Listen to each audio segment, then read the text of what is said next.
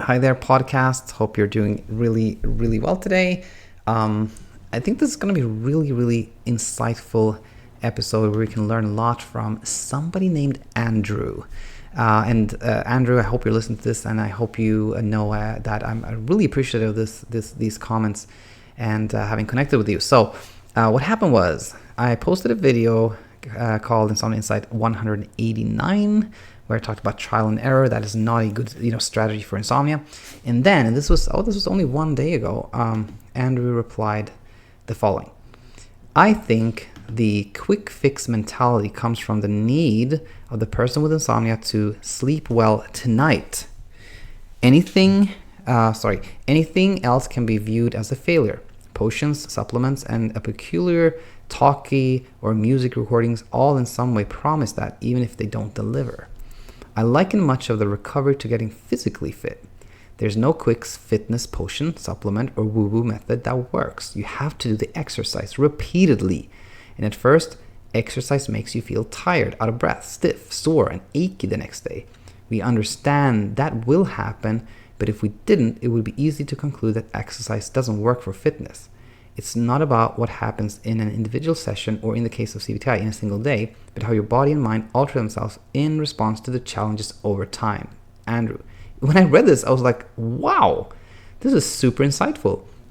Particularly this part about how, like, yeah, if you start exercising and then you feel tired, out of breath, stiff, then you might you could be thinking, this isn't working. I want to feel more refreshed and stronger and in better fit.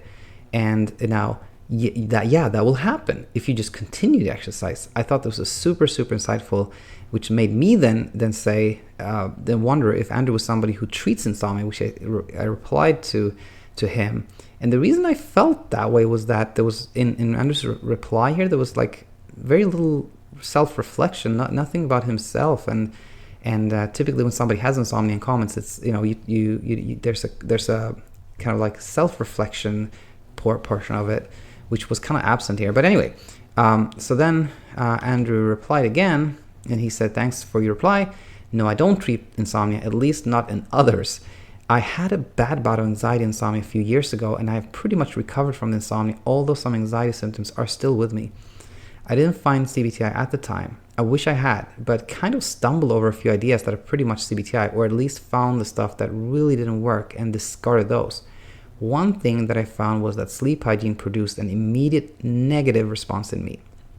It became a set of, I must do all these things or I won't sleep mentality. When I realized what was happening, I dropped it completely. My two breakthroughs were, number one, when I realized that taking a day off work after a night of not sleeping made sleep continue to be poor the next night, whereas still pushing myself through my normal routine would get me back on track. Number two, when I got over the idea that any particular thing would cause me not to sleep, for example, rain sounds on my window or shakiness, one of my anxiety symptoms, and that I could sleep even with these things, and therefore did not subconsciously wait for them to stop before sleeping.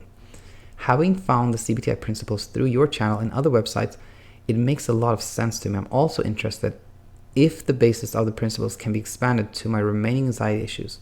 I know that may be outside of your remit to comment on that, but for example, it does seem that trying to relax can backfire in the same way as trying to sleep does. Take care. So yeah, another like really, really helpful comment here. I think what I really wanted to expand on here was, you said that sleep hygiene produced an immediate negative response because I must do all these things or I won't sleep. I think, and I just posted a video that, it's going to be, what's that going to be? I think it's going to be episode 194 and 195, where I talk about diet and sleep. And here you talk about sleep hygiene. And the thing here is that you can often get a sense when you read about sleep online, etc., that there are these like 127 things that all have an impact, and you have to get all these things right to be able to get some sleep. And that, as you discover, that is so anxiety provoking, because you feel like you have to check off like 52 boxes to get some sleep. But it's not like that at all. Sleep is in a way fairly straightforward. The point is if you get this idea that sleep is super complicated and you have to do all these things, that is in itself so anxiety provoking. So I thought this was a great case in point for somebody who kind of realized that and went on to do better. By the way, of course, super happy that you moved past your insomnia and you're doing well. Now, to answer your question or thought here, it's interesting. Like, I did this podcast episode with somebody named Nick. I can't believe I'm blacking out on his name right now. Nick Wignall. And that is Talking Insomnia. I believe it is episode 7 or 8. And he said that, he thinks that insomnia is kind of like an anxiety disorder. It's very closely related to anxiety. So that has made me believe that, yes, a lot of the things that I talk about when it comes to insomnia probably play a role when it comes to anxiety as well. And as you say, I'm definitely not an anxiety expert, but I think if I could share something that I feel that may be helpful to you, it is this one. That one of the let's go back to basics. The 3P model. This explains how insomnia develops. So you have somebody that slept okay or slept so, and then something happened, random thing happened, and they didn't sleep at all one night, and then they were like, oh, that was odd, and then same thing happens the next night, and then they're like, now this is a problem, like, I got to figure out how to stop this. And people are like, okay, I'm going to try to go to bed earlier. No, that didn't work. Now something must really be wrong with me. Now I'm going to try to take some melatonin. That didn't work either. And then they try more things and become more preoccupied, and insomnia gets worse and becomes a spiral, like spirals out of control. And the important teaching point here is that the initial thing that happened, that initial sleepless night, is not so much the problem as all the efforts at stopping the insomnia, at making it better. And out of all those things that are kind of feeding the insomnia or perpetuating insomnia, the one thing that I feel is the most problematic one, it's attention. It's attention. It's thinking about sleep, worrying about sleep, trying different things, like giving sleep so much attention. That makes the insomnia stronger. And I feel that may play a role when it comes to anxiety as well. The more time you allot to like figuring it out and trying different strategies, I feel that maybe anxiety can get worse. And then the question always becomes like, so what should I be doing? Like, yes, I realize I don't want to give my insomnia so much attention. I realize that is a problem, but what should I do? And then we get to this, what I call the pink elephant problem. Like, if somebody tells you don't think about a pink elephant, you think about a pink elephant.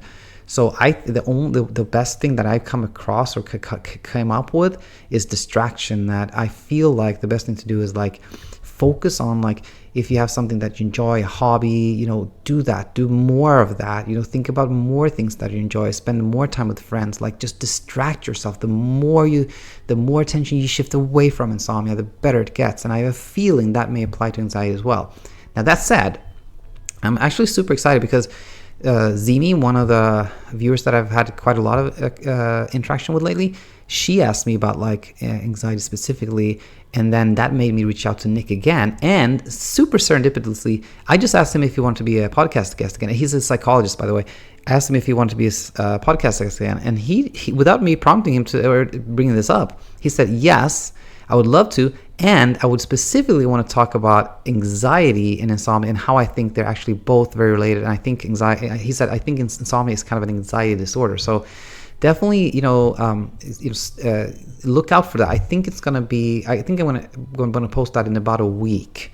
So you definitely subscribe, and then you'll know when it pops up, or just look out for that in about a week. So, Andrew, I want to thank you so much for this comment, and stay in touch. And I hope this was helpful to you and everybody else that tuned in.